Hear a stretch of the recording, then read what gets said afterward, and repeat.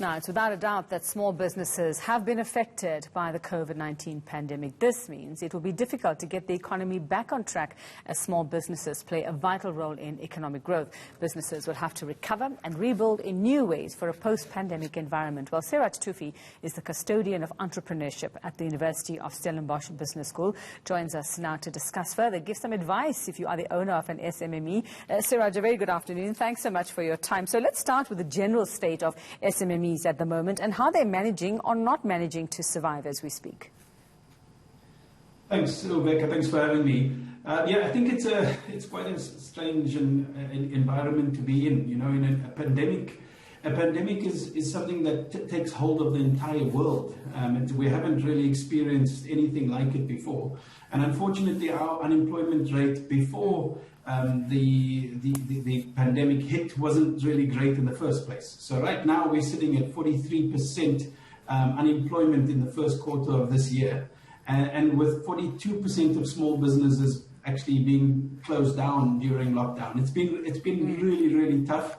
I think our government has done as best they can with a stimulus package, but you know, we just don't have the kind of resources within the government coffers as other, you know, the countries like the UK have given huge stimulus packages. I think we've done well, but it really actually takes a totally different mindset for businesses to pivot, to kind of reinvent themselves and try and survive before they can actually strive after that. Well, on that note then, and you know, we don't know how long this economy will take to recover, if it actually does recover at all, let's be honest about it. So should these businesses, SMMEs, should they be thinking way out of the box at the moment? How much room do they have to maneuver or experiment if they were to reinvent?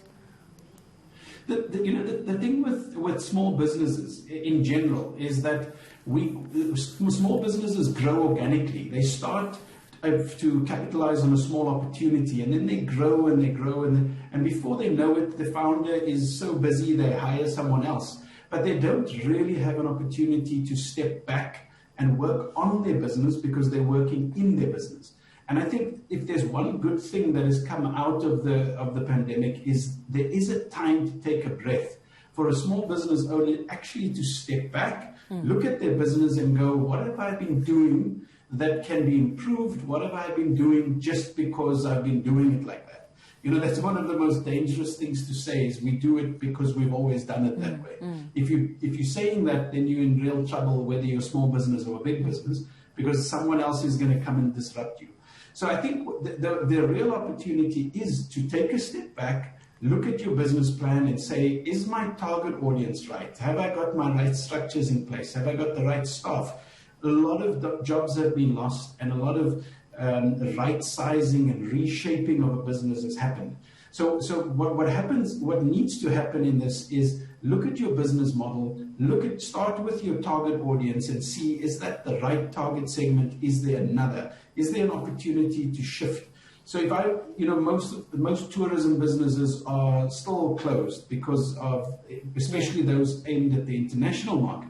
So if the guys who have been aimed at the international market have had to change and accommodate the local market, I think what they should do when the international market comes back, which it will, they should then keep their focus on the local market as another market sector. Don't just immediately bounce back to where you were. Try and see if you can keep both market segments going. Try and embrace the change. So would you say then that the very nature of SMMEs is something that they could use as a strength? The fact that they're small, the fact that they could change things and make changes very quickly, that they could use this to their advantage, that it is a definite strength. And while we talk about that, what are the other strengths then that could work to their advantage in this current environment? So firstly, you know, one of the mistakes that a lot of businesses, small businesses do is they think that agility is a strategy. Now, agility is not a strategy, it's a capability. And what we need to do is we need to look at it strategically and say, what do I need to do? And then be agile within that. So agility for a small business is great. The other real strength is that any small business started off from the ground, right? A lot of us started our businesses in our garages, in our homes. We then grew and we started employing other people, and you get offices and warehouses. So because of COVID and because of the pandemic, a lot of them had to go all the way back to working from home, working from the garage. The strength is, I've done it before, I can do it again. This time I've got more knowledge and experience. So it's that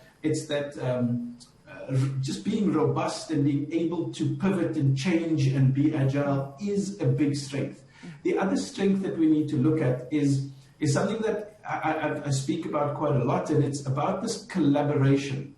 So one of my colleagues at the University Business School of Stellenbosch did his PhD on co-opetition, which is when opponents cooperate, right? So it's co-opetition, and we need to start embracing that. We look at competition in a binary way. We look at it: I win, you lose, and we need to change that. And we need to see, how do I win and my competition wins? Why can't they? There's going to be enough work. Some businesses have closed down.